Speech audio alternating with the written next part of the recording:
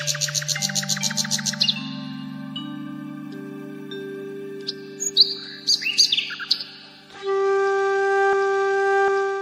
തലമുറകളായി നിങ്ങൾക്കൊപ്പം PRS hospital.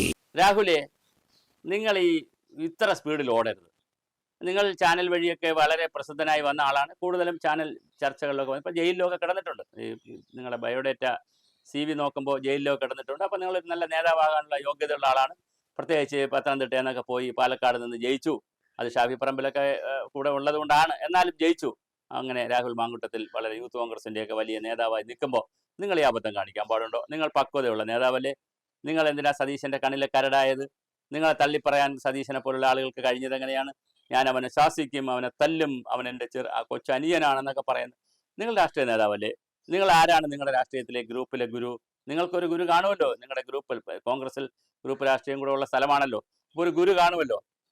ആരാ നിങ്ങളുടെ ഗുരു? നിങ്ങൾ പറയുന്നു ഞാൻ അൻവർ വിളിച്ചിട്ടാണ്. നിങ്ങളല്ല, നിങ്ങളുടെ കൂട്ടുകാരെ കൊണ്ട് കൂടെയുള്ളവർ പറയുന്നു അൻവർ വിളിച്ചിട്ടല്ലേ പോയത് എന്ന് ചോദിക്കും. മുരളീധരനെ പോലുള്ള ആളുകൾ ചോദിക്കുന്നു, അൻവർ വിളിച്ചിട്ടല്ലേ പോയത്? അൻവർ പറയുന്നു, ഞാൻ ആരെയും വിളിച്ചിട്ടില്ല, തലയിൽ മുണ്ടിട്ടുകൊണ്ടുമല്ല വന്നത്, പകലാണ് വന്നത്.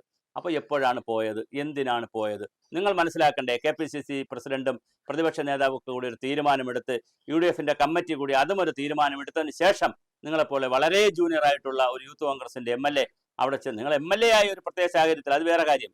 പക്ഷെ അവിടെ ഷാഫി പറമ്പിൽ MP ആയ സാഹചര്യത്തിൽ, ഒരു പ്രത്യേക സാഹചര്യത്തിൽ നിങ്ങൾ MLA ആയി. അത് പൊതു തെരഞ്ഞെടുപ്പിലൂടെ വന്നതല്ല.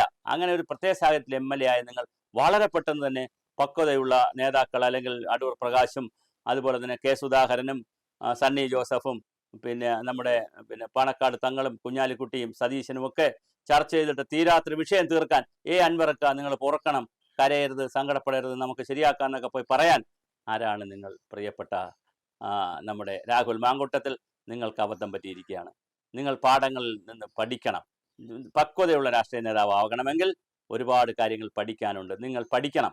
തീർച്ചയായിട്ടും നിങ്ങളെപ്പോലുള്ള ചെറുപ്പക്കാർ, അഴിമതിയൊന്നുമില്ലാത്ത ആളുകൾ ഈ രാജ്യത്തിന് ആവശ്യമുണ്ട്, ഏത് പാർട്ടി ആയാലും. അതുകൊണ്ട് കോൺഗ്രസ്സുകാരനായ രാഹുൽ മാങ്കൂട്ടത്തിൽ ഒന്ന് ശ്രദ്ധിക്കുന്നത് നല്ലതാണ്. നമുക്ക് പക്വത ആവശ്യമുണ്ട്. അതുപോലെ തന്നെ നിങ്ങൾ ഇന്നലെ വരെ MLA ആയിരുന്നില്ല, നിങ്ങൾ യൂത്ത് കോൺഗ്രസിന്റെ പ്രസിഡന്റ് ആയിരുന്നു. നിങ്ങൾക്ക് പല വിടുവായത്തരവും പറയാം, പലതും നിങ്ങൾക്ക് വായിൽ വരുന്നത് കോതയ്ക്ക് പാട്ട് പോലെ പറയാം. പക്ഷേ ഇപ്പോൾ നിങ്ങളൊരു MLA ആണ്. അപ്പോൾ നിങ്ങൾ സംസാരിക്കുമ്പോൾ കുറച്ചുകൂടി മിതത്വവും കുറച്ചുകൂടി പക്വതയും, മറ്റെതിരാളികളെ കുറിച്ച് വർത്തമാനം പറയുമ്പോൾ ചില പ്രതിപക്ഷ ബഹുമാനവും ഒക്കെ ആവശ്യമുണ്ട്. അല്ലാതെ മറ്റൊരാളിനെ കുറിച്ച് പറയുമ്പോൾ നമ്മുടെ സന്ദീപ് വാര്യരൊക്കെ പറയുന്ന പോലെ യാതൊരു ലക്ഷ്യവുമില്ലാതെ മാങ്ങ എറിയുന്ന പോലെ, കല്ലെടുത്ത് എറിയുന്ന പോലെ എറിയരുത്. വളരെ ലക്ഷ്യത്തോടു കൂടി കുറുക്കിക്കൊള്ളുന്ന കാര്യങ്ങൾ മാത്രം പറയുക. ചിലപ്പോഴൊക്കെ പറയാതിരിക്കുക എന്നുള്ളതാണ് നല്ലത്. ഏതെങ്കിലും ഒരു ചാനലിൻ്റെ ഒരു കുറ്റി കണ്ടാൽ ഓടിച്ചെന്ന് 2 വാക്ക് പറഞ്ഞില്ലെങ്കിൽ ഞാനിവിടെ ജീവിച്ചിരിപ്പില്ലെന്ന് ആരെങ്കിലും വിചാരിച്ചാലോ എന്നൊന്നും കരുതണ്ട. നിങ്ങൾ MLA ആണ്. നിങ്ങൾക്ക് വലിയ നല്ല ആയുസ്സുണ്ട്, ആരോഗ്യമുണ്ട്. വലിയ നാളെ മന്ത്രിയായും ചിലപ്പോൾ മുഖ്യമന്ത്രിയായും അല്ലെങ്കിൽ എന്തെല്ലാം ആകാൻ പറ്റുമോ അതെല്ലാം ആകാൻ കഴിയുന്ന നല്ലൊരു രാഷ്ട്രീയ നേതാവാണ് താങ്കൾ. താങ്കളുടെ ആയുസ് കളയരുത്, ആരോഗ്യവും കളയരുത്. ആവശ്യമില്ലാതെ കൊണ്ട് തലവെച്ച് കളയരുത്. അതൊക്കെ മുതിർന്ന നേതാക്കൾ നോക്കട്ടെ. നിങ്ങൾ കൊച്ചു പിള്ളേരെന്നുള്ള നിലയിലല്ലേ സതീശൻ പോലും പറഞ്ഞത്? നിക്കറിപ്പെടുത്തുകൊണ്ട് നടക്കുന്ന ചെറുക്കൻ, എന്തോന്ന് ചർച്ച എന്നൊക്കെയാണ് ചോദിച്ചിരിക്കുന്നത് സോഷ്യൽ മീഡിയയിലൊക്കെ. അപ്പോൾ അതിൻ്റെ ഒന്നും ഒരു ആവശ്യമില്ല. ദയവായി രാഹുൽ മാങ്കുട്ടത്തിൽ കുറച്ചുകൂടി പക്വത കാണിക്കുക. വലിയ വലിയ കാര്യങ്ങൾ അവർ ചെയ്യട്ടെ. അവിടെ അതൊക്കെ രാജകാര്യങ്ങളാണ്, അവർ ചെയ്തോട്ടെ. നമ്മൾ പൊന്നൊരുക്കുന്നിടത്ത് പൂച്ചയ്ക്ക് എന്ത് കാര്യം?